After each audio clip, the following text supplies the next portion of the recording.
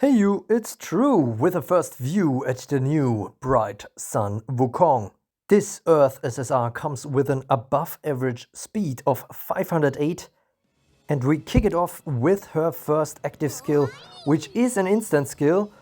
Cursed Bouquet gives 2 spirit, costs 1 time unit and grants 1 non-burning enemy the cursed sleep status effect for 200 time units. And the user is granted stealth and a stealth shield. However, this is only usable if the user does not have the stealth status effect. This skill has no downside, so she will probably use it every time she gets the chance. Which is nice because she can use the stealth she gains for the second active skill, which is called Stealth Rampage. Costs 0 spirit, 50 time units and deals 300% damage to 1 enemy. This is a partial savage skill, so if she has already defeated 1 enemy, then she deals 500% damage with this attack instead. This attack ignores any enemy status effects, damage reduction effects, revenge passive skills and skin passive skills, and notably, damage from this attack does not wake up sleeping targets. Her third active skill is the only one that actually costs spirit, 2 of which, and it's called Finishing Slam, costs 70 time units, targets 1 enemy and deals 200% damage for each time the user has used Stealth Rampage while on the battlefield, up to 600% max after 3 uses, and this is an execute skill, so it ignores any effects of non-boss enemies that would prevent the target from being defeated. It is unlocked each time Sun Wukong uses Stealth Rampage, and it is not considered a combo burst type active skill.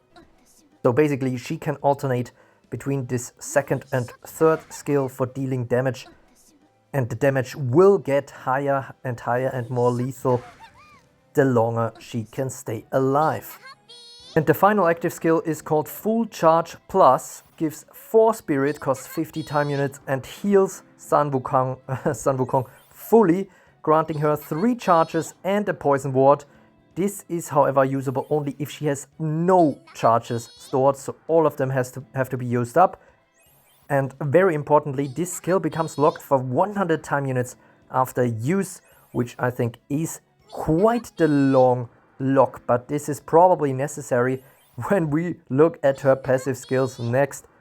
And you might have already seen that coming, but her first passive is called Clone Mastery, so there is some cloning involved again. However, if the first bright Sun Wukong enters, she enters with 3 charges and the counter stands for 150 time units. Any of her copies, so the conjured Earth Sun Wukongs, enter the battle with 1 charge and the armor status effect. Now, if this unit is charged, not burning, and there are 2 or more non-conjured allies on the battlefield, each time this unit takes damage from an attack and survives until after the end of the turn with less than 50% of max HP, this unit will spend a charge to heal for 100% of max HP and add another Sun Wukong to the next in line of allied reinforcements. Note that there is no limit for Sun Wukongs here, except having no more than 2 conjured allies on the battlefield. If that is the case, there could be a huge armada of Earth Sun Wukongs created, and it doesn't quite end there, because for the original Earth Sun Wukong, if that one dies with 1 charge at least remaining, another Sun Wukong will be conjured immediately. This is not considered a revenge passive skill. And we're only halfway done with this passive anyways, because each time this unit damages an enemy with an attack while charged, she will spend a charge to get another turn. This is especially big because not only it allows her to spam attacks, to spam her Stealth Rampage potentially and the lethal execute skill, but it also means that she can more reliably achieve the Full Charge Plus, which will give her the 3 charges to do it all again. The last paragraph of the passive just describes that all these Sun Wukongs will be basically exact copies of each other, but as we mentioned, we have the kind of differentiation whether it is a conjured or non-conjured Earth Sun Wukong. Looking at her second passive next, which is called Heaven's Robe, these Sun Wukongs come with a hold ground, and any conjured Earth Sun Wukongs that enter the battle grant all non-burning allies stun wards and poison wards. Additionally, one random non-burning enemy is granted the Cursed Sleep status effect for 200 time units, so that is an extremely powerful entry, but do note this does not trigger for the original Earth Sun Wukong, so she needs to create clones to achieve that effect. And then there comes some additional savagery in her skill set, because whenever she defeats a non-conjured enemy with an attack, she will spend a charge, if she has one, to add another Sun Wukong to the next in line of allied reinforcements. So yet another way for her to create clones. And she will also grant the Cursed Sleep status effect for 200 time units to the next enemy that enters the battlefield. This is a bit of a delayed effect, but can still be helpful, especially considering a lot of the speedy and light speed entries we have nowadays.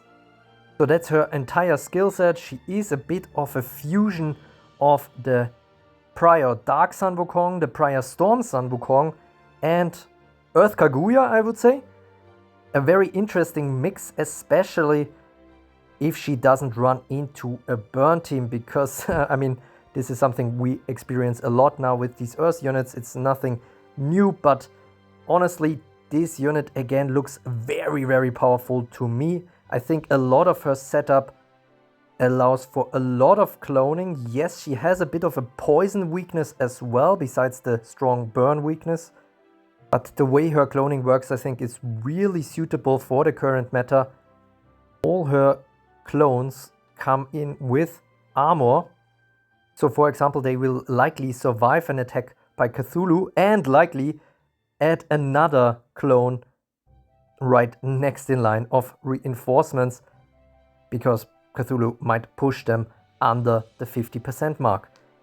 The hate will likely be a bit stronger or higher on these Sun Wukongs, but this might still be helpful as long as one or two of them survive.